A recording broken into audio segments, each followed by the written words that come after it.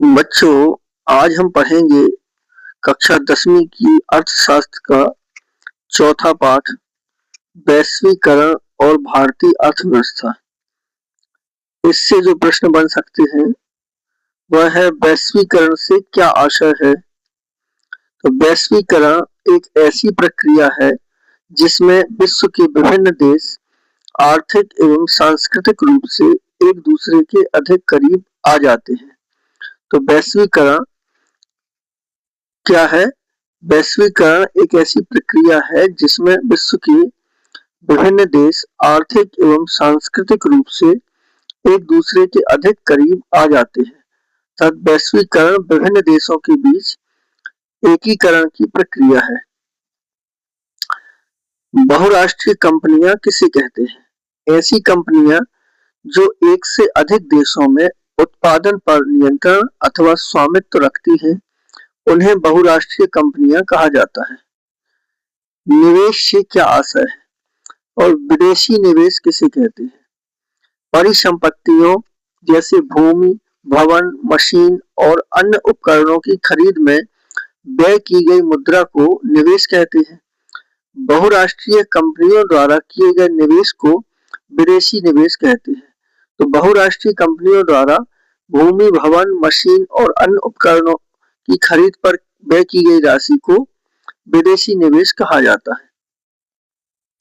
विदेशी व्यापार किसे कहते हैं? दो देशों के मध्य होने वाले वस्तुओं या सेवाओं के लेन देन या व्यापार को विदेशी व्यापार कहा जाता है।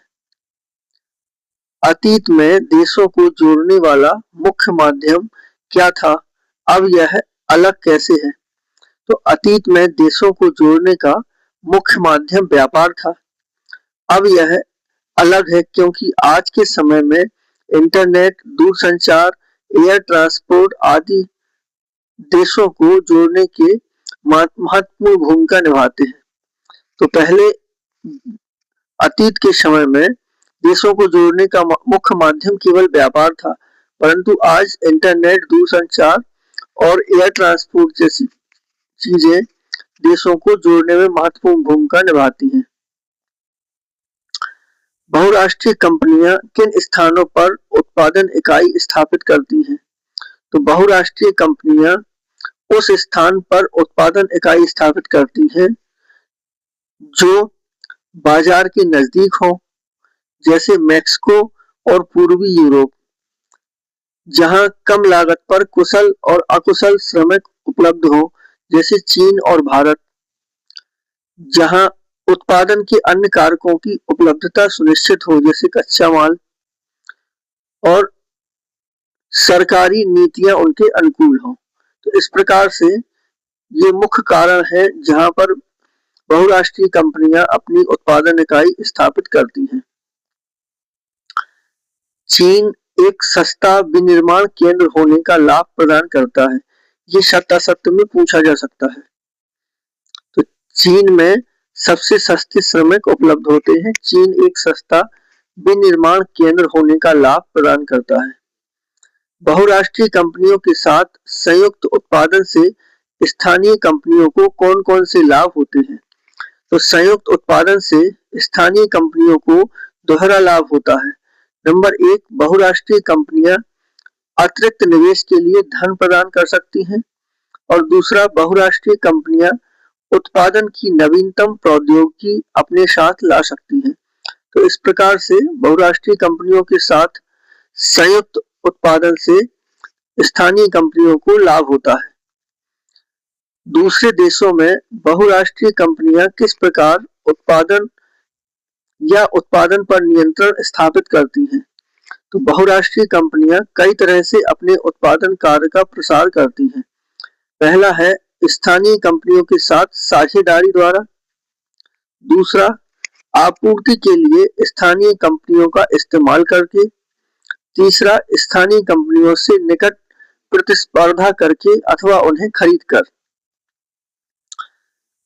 एक बहुत बड़ी अमेरिकी कंपनी कारगिल फूड्स ने भारत की परख फूड्स कंपनी को खरीद लिया और आज भारत में खाद्य तेलों की सबसे बड़ी उत्पादक कंपनी है। भारत में खाद्य तेलों की सबसे बड़ी उत्पादक कंपनी कौन सी है? कारगिल फूड्स, जो कि एक अमेरिकी कंपनी है। कई बहुराष्ट्रीय कंपनियों की संपत्ति विकासशील देशों की सरकारों के संपूर्ण बजट से भी अधिक है। ये भी खालिस्तान या सत्य सत्य में पूछा जा सकता है। एक अमेरिकी कंपनी फोर्ड मोटर्स, जो विश्व की सबसे बड़ी मोटर गाड़ी निर्माता कंपनी है। तो विश्व की सबसे बड़ी मोटर गाड़ी निर्माता कंपनी कौन सी है? फोर्ड मोटर्स, जो 1995 में भारत आई और भारत में महिंद्रा एंड महिंद्रा के सहयोग से एक संयंत्र स्थापित किया और 1700 करोड़ रुपए का निवेश किया। वैश्वीकरण प्रक्रिया में बहुराष्ट्रीय कंपनियों की क्या भूमिका है? बहुराष्ट्रीय कंपनियां अनेक देशों में निवेश करती हैं, रोजगार के अवसर उपलब्ध कराती हैं और अर्थव्यवस्था को मजबूती प्रदान करती हैं। इससे वैश्वीकरण की प्रक्रिया तेज होती है। वह कौन से विभिन्न तरीके हैं जिसके द्वारा देशों को परस्पर संबद्ध किया जा सकता है? तो विभिन्न देशों के बीच वस्तु, सेवा, पूंजी तथा श्रम के अधिक से अधिक आदान प्रदान के द्वारा देशों को एक दूसरे से परस्पर संबद्ध किया जा सकता है। व्यापार अवरोधक से क्या आशय है? सरकारें व्यापार अवरोधक का प्रयोग क्यों करती हैं? देश के अंदर विदेशी व्यापार को नियंत्रित करने के लिए बनाए गए नियमों को ही व्यापार अवरोधक कहा जाता है। सरकारें विदेशी व्यापार में वृद्धि या कमी करने के लिए व्यापार अवरोधक का प्रयोग करती हैं। आयात पर कर व्यापार अवरोधक का एक उदाहरण है। उदारीकरण से क्या आशय है? सरकार द्वारा व्यापार अवरोधों अथवा प्रतिबंधों को हटाने की प्रक्रिया को उदारीकरण के नाम से जाना जाता है। तो उदारीकरण क्या है? व्यापार अवरोधों को हटाना, ये उदारीकरण है। भारत में सन 1991 से उदारीकरण की नीति अपनाई गई। एक प्रश्न और बन सकता है, 1991 के पहले भारत में विश्व व्यापार की नीति क्या थी? तो 1991 के पहले भारत में विदेशी आयातों पर नियंत्रण रखा गया था। केवल मशीनरी, उर्वरक और पेट्रोलियम का ही मुख्य रूप से आयात किया जाता था। 1991 के पहले भारत में विदेशी वस्तुओं का बहुत कम आयात किया जाता था। वैश्वीकरण से किस उपभोक्ता वर्ग को अधिक लाभ हुआ है? तो शिक्षित, कुशल और संपन्न लोगों को वैश्वीकरण से अधिक लाभ प्राप्त हुआ है। अब उनके पास अधिक गुणवत्ता युक्त चीजें तथा अधिक विकल्प उपलब्ध हैं। वैश्वीकरण का किन उद्योगों पर बुरा प्रभाव पड़ा है? वैश्वीकरण के कारण छोटे निर्माताओं तथा श्रमिकों पर बुरा प्रभाव पड़ा है। WTO अर्थात विश्व व्यापार संगठन के क्या उद्देश्य हैं? तो विश्व व्यापार संगठन का उद्देश्य अंतरराष्ट्रीय व्यापार को उदार बनाना है। विश्व के लगभग 160 देश इस संगठन के सदस्य हैं।